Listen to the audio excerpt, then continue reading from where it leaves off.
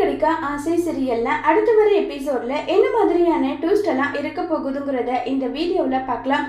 மீனா எனக்கு ரொம்பவே தாகமா இருக்கு, கொஞ்சம் தண்ணி கொடுக்குறீங்களான்னு சொல்லிட்டு கேட்குறாங்க. தண்ணி கொடுக்குறாங்களான்னு சொல்லி கேட்டதுமே உடனே இல்லை என்னால் கொடுக்க முடியாதுன்னு சொல்லிட்டு அங்கேருந்து கிளம்பி போனதும் இந்த அளவுக்கு ஒஸ்டா இருக்காங்களேன்னு சொல்லிட்டு மீனாவும் நினைச்சிட்டு இருக்காங்க.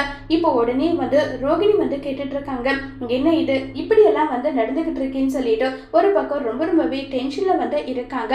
அடுத்ததா இப்போ நம்ம முத்து ரொம்பவே வருத்தமா ரூம்ல உட்கார்ந்துட்டு இருக்காங்க.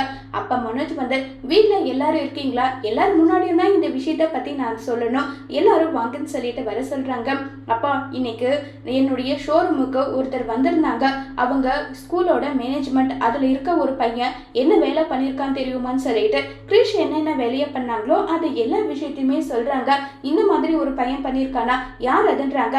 அதுதான் இந்த முத்துவும் மீனாவும் கூட்டிட்டு வந்தாங்க. கிரிஷ்னு ஒரு பையன், அந்த பையன் தானா அவங்க அப்பா ரொம்ப பெரிய ஆளாம், போலீஸ்ல கம்ப்ளைண்ட் கொடுத்து சிறுவர் சீர்திருத்த பள்ளியில சேர்த்து போறாங்கன்னு சொல்லிட்டு விஜய் கிட்ட பேசிட்டு இருக்காங்க. உடனே மீனா இங்க பாருங்க, கிரிஷ் அப்படிப்பட்ட பையன் கிடையாது, அவங்க அம்மாவோட பாசம் கிடைக்கலன்ற விரக்தியில அவன் அப்படி பண்ணிட்டான், அதுக்காக எல்லாருமே நீங்க அப்படி ஏன் கவர சொல்றீங்கன்னு சொல்லிட்டு கேட்டுட்டு இருக்காங்க.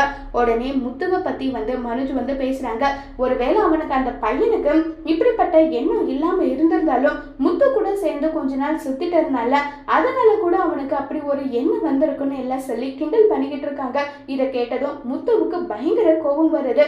என்னடா என்ன பேசிட்டு இருக்கன்னு சொல்லிட்டு அண்ணாமலை தேவையில்லாத வார்த்தை எல்லாமே விட்டுட்டு இருக்கீங்க, இது நல்லதுக்கு கிடையாதுன்னு சொல்லிட்டு அண்ணாமலை ஒரு பக்கம் சொல்லிக்கிட்டு இருக்காங்க.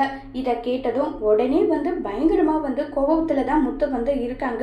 அப்பா எப்படியும் அந்த பையன் சிறுவர் சீர்திருத்த பள்ளிக்கு போயிடுவான், முத்து எப்படி போனானோ அந்த மாதிரிதான் அவனும் போயிடுவான்னு சொன்னதும் முத்துவுக்கு பயங்கர கோபம் வருது.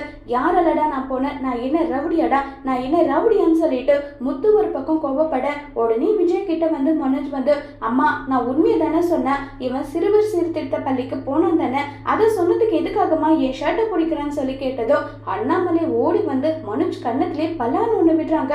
உடனே விஜய் ஏங்க அவனை எதுக்காக அடிக்கிறீங்கன்றாங்க. இதுக்கு மேல ஒரு வார்த்தை பேசின உனக்கும் இதே மாதிரி வீழும், இங்க பார் பழைய விஷயத்த கிளறினா வீடு வீடா இருக்காது அவ்வளவுதான் சொல்லிட்டு முத்துக்கிட்ட போயிட்டு மனோஜ் பேசின எல்லாத்துக்கும் நான் உன்கிட்ட மன்னிப்பு கேட்கிறேன்றாங்க.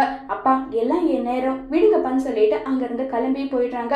இப்ப முத்து மொட்டை மாடியில இருக்காங்க. அப்ப அந்த இடத்துல மீனா வராங்க.